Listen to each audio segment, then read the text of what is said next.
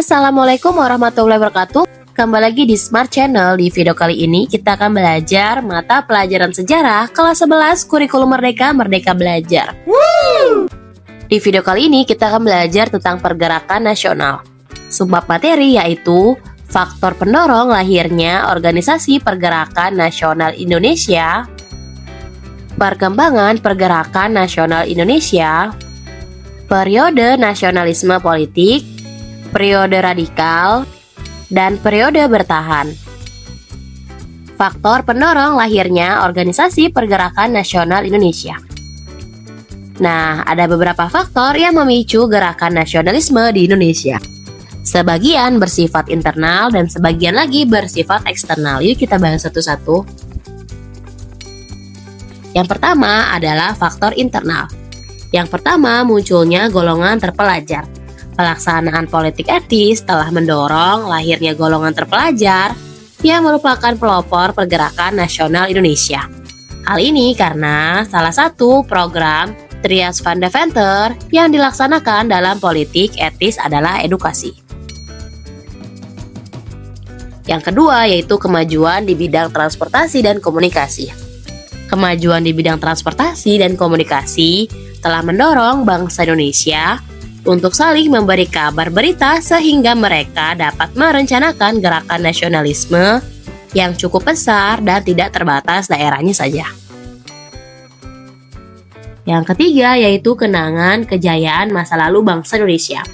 Pada masa kerajaan-kerajaan Hindu-Buddha, bangsa Indonesia pernah berjaya menguasai wilayah yang sedemikian luas, bahkan hingga ke wilayah Asia lainnya.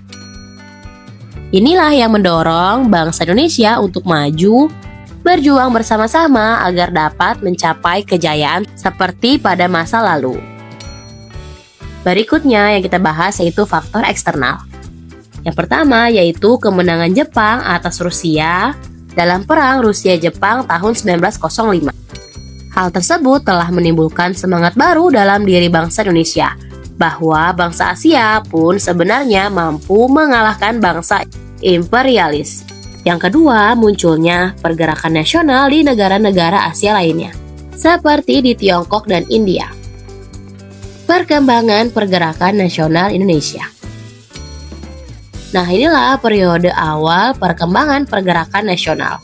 Gerakan nasional di Indonesia diwarnai dengan perjuangan untuk memperbaiki kondisi sosial dan budaya. Sifat gerakannya yaitu moderat dan kooperatif dengan pemerintah kolonial Belanda. Beberapa organisasi dan gerakan yang muncul pada periode ini adalah Budi Utomo, Sarekat Islam, dan Muhammadiyah. Yang pertama kita bahas yaitu Budi Utomo. Didirikan pada 20 Mei 1908. Budi Utomo menjadi organisasi modern pertama yang memberikan inspirasi kepada kaum nasionalis lainnya untuk berjuang dengan basis organisasi modern. Oleh karena itu, tanggal kelahiran organisasi ini diperingati sebagai Hari Kebangkitan Nasional. Organisasi ini bersifat non-politik dan kooperatif terhadap pemerintah kolonial Belanda. Organisasi ini dipelopori oleh Dr. Wahidin Soedirohosodo. Saat mengunjungi alma maternya dan bertemu dengan pelajar-pelajar Stovia pada tahun 1907, ia melontarkan gagasan agar para mahasiswa segera mendirikan organisasi yang bertujuan memajukan derajat bangsa. Nah, gagasan Dr. Wahidin mendapat tanggapan dari pelajar-pelajar Stovia. Bersama Dr. Sutomo, para mahasiswa Stovia seperti Gunawan Mangunkusumo dan Surohaji, ia pun mendirikan Budi Utomo pada 20 Mei 1908 di Batavia atau Jakarta. Tujuan organisasi ini adalah memajukan pengajaran dan kebudayaan yang meliputi bidang pengajaran, pertanian, peternakan, perdagangan, dan industri. Yang kedua adalah Sarekat Islam. Organisasi Sarekat Islam atau SI pada awalnya bernama Sarekat Dagang Islam. Organisasi ini didirikan oleh Ki Haji Samanhudi pada tahun 1911. Adapun tujuan awal Sarekat Dagang Islam antara lain memperkuat kemampuan berdagang pedagang Muslim agar mampu bersaing dengan pedagang asing seperti pedagang timur asing. Kegiatannya yaitu berlandasan pada agama Islam. Pada 10 September 1912, Sarekat Dagang Islam berganti menjadi Syarikat Islam dengan ketuanya Hos Cokroaminoto. Tujuan Sarekat Islam yaitu membantu perdagangan, membantu anggotanya yang kesulitan dalam permodalan, memajukan kepentingan jasmani dan rohani pedagang pribumi, dan memajukan kehidupan berlandasan agama Islam. Yang ketiga adalah Muhammadiyah. Muhammadiyah didirikan di Yogyakarta pada 18 November 1912 oleh Ki Haji Ahmad Dahlan. Adapun tujuan Muhammadiyah antara lain yaitu memajukan pendidikan dan pengajaran berdasarkan agama Islam dan mengembangkan pengetahuan agama dan cara hidup sesuai agama Islam. Periode nasionalisme politik.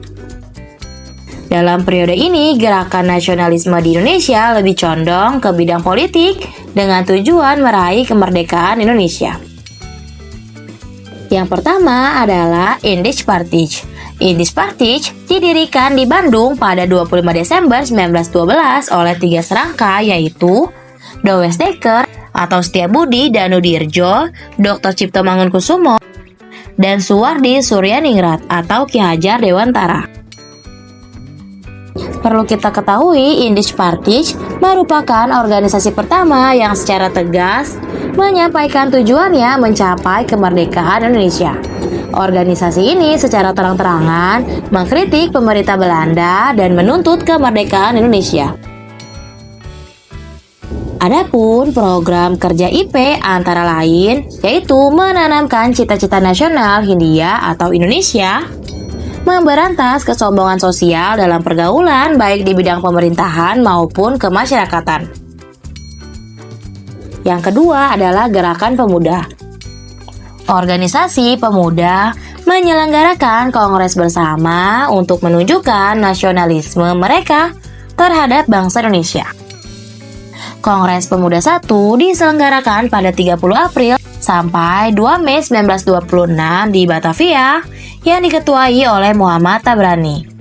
Kongres ini membicarakan upaya fusi untuk memperkuat cita-cita Indonesia bersatu.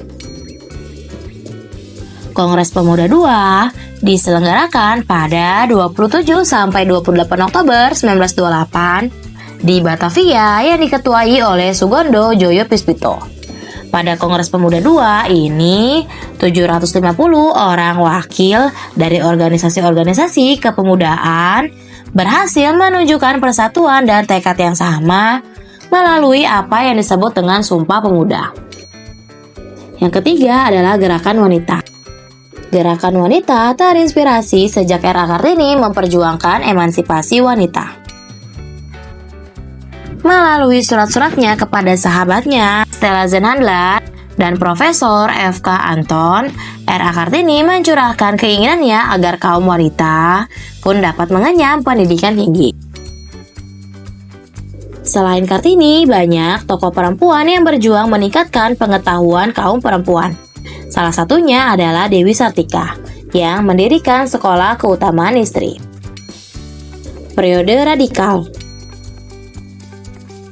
Faktor-faktornya yaitu pengaruh revolusi Rusia 1917, munculnya pernyataan Presiden Amerika Serikat Woodrow Wilson tentang 14 pasal penyelesaian Perang Dunia I. Tidak terwujudnya janji November atau November Bellof yang pernah diucap oleh Gubernur Jenderal Johan Paul van Limburg-Stirum pada masanya 1916 sampai 1921. Adanya perubahan dalam peraturan Regering Reglement pasal 11 pada 1 September 1919. Penggunaan kata Indonesia yang menjadi identitas kebangsaan. Masa perjuangan radikal merupakan periode ketika organisasi pergerakan nasional semakin berani menunjukkan tujuannya, mencapai kemerdekaan Indonesia. Organisasi pergerakan juga menolak bekerja sama dengan pemerintah kolonial Belanda karena bagi mereka hal itu akan sia-sia saja. Belanda tidak akan pernah memberi kemerdekaan bagi bangsa Indonesia. Yang pertama adalah Perhimpunan Indonesia atau PI. Pada awalnya, Perhimpunan Indonesia bernama Indische Vereniging. Didirikan di negara Belanda pada 1908. PI bertujuan memperjuangkan kemerdekaan Indonesia yang ada di negara Belanda. Pada 1913, Ki Hajar Dewantara dan Dr. Cipto Mangunkusumo bergabung dalam Indische Vereniging yang menyebabkan perubahan dalam organisasi tersebut. Organisasi ini mulai terlibat dalam kegiatan politik. Bahkan pada tahun 1922, organisasi ini menggunakan nama Indische Vereniging untuk memperkuat kebangsaannya dan terjun ke politik. Pada 1925, Indische Vereniging mengganti kembali namanya menjadi Perhimpunan Indonesia dengan Dr. Andos Muhammad Hatta sebagai ketuanya. Kegiatan Perhimpunan Indonesia diisi dengan upaya propaganda tentang ide-ide nasionalisme dan Indonesia merdeka melalui majalah Hindu Putra. 2. PNI pada awalnya bernama Perserikatan Nasional Indonesia yang didirikan pada 1927 oleh Ir Soekarno. PNI memiliki asas self-help atau menolong diri sendiri, non-kooperatif atau tidak mau bekerja sama dengan Belanda, dan Marhayanisme atau menghapus kemiskinan. Kegiatan PNI adalah sebagai berikut: menyelenggarakan kursus, pendidikan, dan sekolah-sekolah, menerbitkan surat kabar, yaitu Persatuan Putra di Batavia dan Benteng Periangan di Bandung, mengadakan rapat-rapat umum. Pada 1929, pemerintah kolonial Belanda yang semakin khawatir dengan perkembangan PNI menangkap para pemimpinnya, termasuk Soekarno. Pada saat diadili, Soekarno membacakan pidato pembelaannya yang sangat terkenal berjudul Indonesia Menggugat. 3. Partai Komunis Indonesia didirikan pada 23 Mei 1923. Awalnya bernama Indi Sosial Demokratis Vereniging yang didirikan tahun 1914. Pada 1920 berubah nama menjadi Perserikat Komunis India dan akhirnya menjadi Partai Komunis Indonesia. Tokoh-tokoh PKI adalah Alimin dan Busso.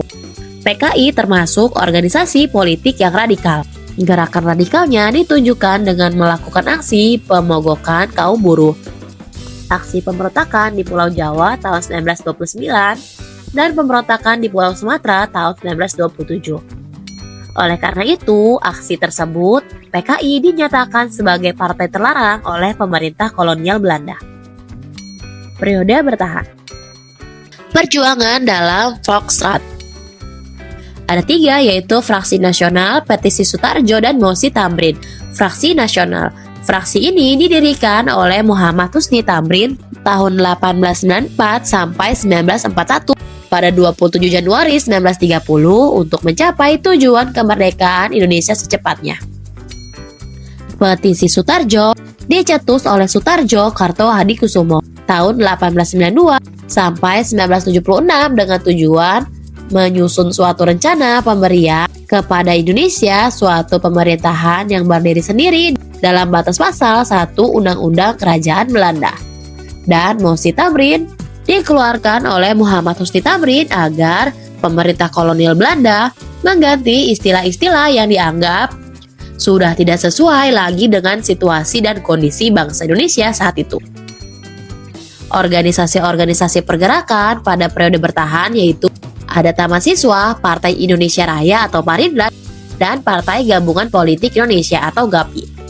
Oke, cukup materi di video kali ini. Materi selanjutnya di video berikutnya ya. Wassalamualaikum warahmatullahi wabarakatuh.